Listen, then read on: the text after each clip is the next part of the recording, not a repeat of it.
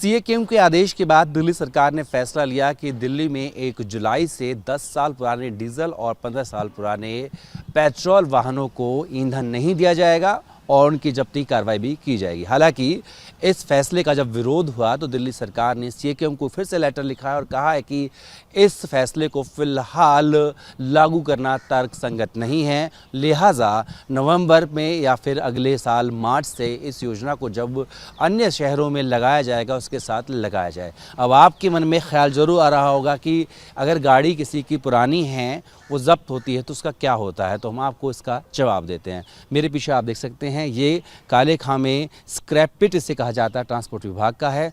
तो जो गाड़ियां जब्त होती हैं उनको यहीं लाया जाता है। और आपको बता दें कि दिल्ली की जो पहली मर्सिडीज़ आश्रम चौक के पेट्रोल पंप से जब्त की गई थी उसको भी यहीं पर रखा गया है। इस तरह के कई जो स्क्रैप पिट हैं वो दिल्ली के अंदर बने हुए हैं।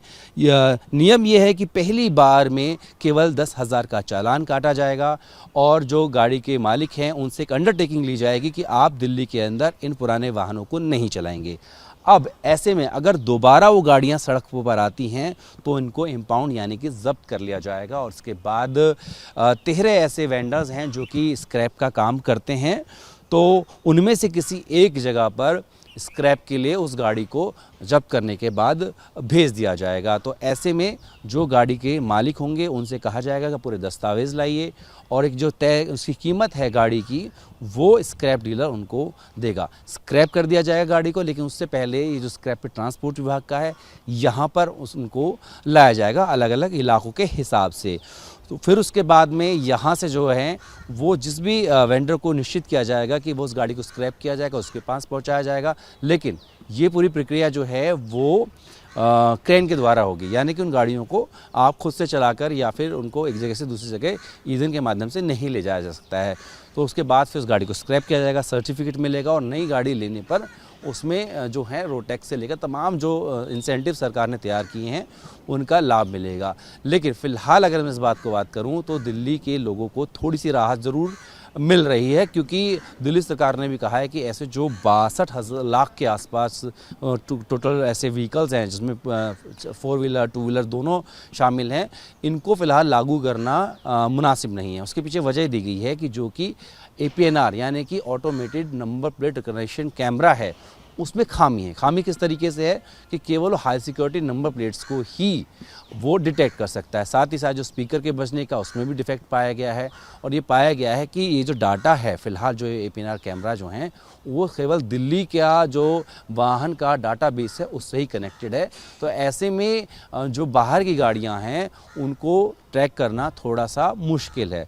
दूसरा, जब मजिंदर सिंह सिरसा दिल्ली के प्रधानमंत्री हैं उन्होंने इस बारे में ये भी जानकारी दी, क्योंकि उन्होंने चिट्ठी लिखी है सीएम को कि अगर मान लीजिए किसी को यहाँ तेल नहीं मिलता है और आसपास के जो राज्य हैं उनके शहर हैं उनमें पाबंदी नहीं है तो वो तेल वहाँ से ले सकते हैं। तो ऐसे में इस मुहिम का कोई ख़ास फ़ायदा होता दिखाई नहीं दे रहा है। फिर अपनी चिट्ठी में दिल्ली सरकार ने सीएम को ये भी बताया कि उनके द्वारा क्या क्या स्टेप्स उठाए गए हैं। मसलन दिल्ली में 70 लाख पेड़ों के लगाने की बात की जा रही है और पॉल्यूशन को कम करने के लिए अन्य तरीके अपनाए जा रहे हैं, उसकी जानकारी दी गई है। साथ में ये भी बताया गया है कि एक सिस्टम दिल्ली सरकार ऐसा डेवलप करेगी कि जिसमें जिन गाड़ियों की मियाद पूरी होने वाली है उनके जो मालिक हैं उन तक ये बात पहले समय रहते बताई जाए कि आपकी जो गाड़ी है उसकी मियाद अब पूरी हो रही है तो ये दिल्ली में नहीं चल पाएगी, तो इसको आप बाहर भेज दें। तो फिलहाल सीएम को दिल्ली सरकार ने चिट्ठी लिख दी है। अंतिम निर्णय जो है वो सीएम को लेना है कि क्या इस योजना को आगे टाला जा सकता है या यथास्थिति में आगे जो है इसको चालू रखे। हालांकि ज़्यादा संभावना इस बात की है कि सीएम भी इस मांग को मान लेगी, क्योंकि कई तकनीकी खामी भी जो है दिल्ली सरकार ने गिनाई है। अब पूरा जो विवाद है ये कब से शुरू होता है इसके बारे में भी आपको बताते हैं।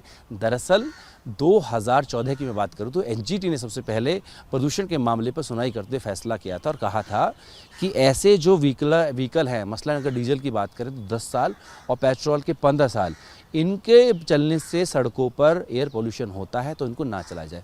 मामला सुप्रीम कोर्ट पहुंचा तो 2018 में सुप्रीम कोर्ट ने भी इस बात को माना और कहा कि हाँ, दिल्ली में प्रदूषण, जो दिल्ली एनसीआर उसमें प्रदूषण एक बड़ी समस्या है, उस पर काबू पाने के लिए इस तरह के कदम उठाए जाने चाहिए। तो दिल्ली के अंदर जो हैं 10 साल पुराने डीजल और 15 साल पुराने जो पेट्रोल वाहन हैं उनको ना चलाया जाए। अब इसके बाद में 2021 की मैं बात करूँ, केंद्र सरकार ने इसके लिए पॉलिसी बनाई और बताया किस तरह स्क्रैप करना है। फिर होते होते जो राज्यों ने भी करना शुरू किया। दिल्ली सरकार ने भी इस मामले में बताया कि किस तरीके से जो वाहन हैं दिल्ली में नहीं चल पाएंगे। अब जाके 23 अगर मैं बात करूं अप्रैल की 2025 की, तो CAQM ने आदेश नंबर जो निर्देश दिए 89, उसमें कहा कि अब इसको बंद करें। 1 जुलाई से इसको लागू किया गया, लेकिन 2-3 दिन के अंदर ही देखें तो यहाँ सरकार ने यू टर्न लिया और कहा है कि अभी कुछ खामी है, उसके बाद उनको दूर करने के बाद इस योजना को लागू किया जा सकता है। तो फिलहाल जो ऐसे EOL यानी कि एंड ऑफ लाइफ वाले व्हीकल्स हैं, उनके जो ऑनर्स हैं, उनके लिए एक आंशिक राहत ज़रूर देखने को मिल रही है। वीडियो सहयोगी राजू यादव के साथ जितेंद्र भाटी में, भारतवर्ष, दिल्ली।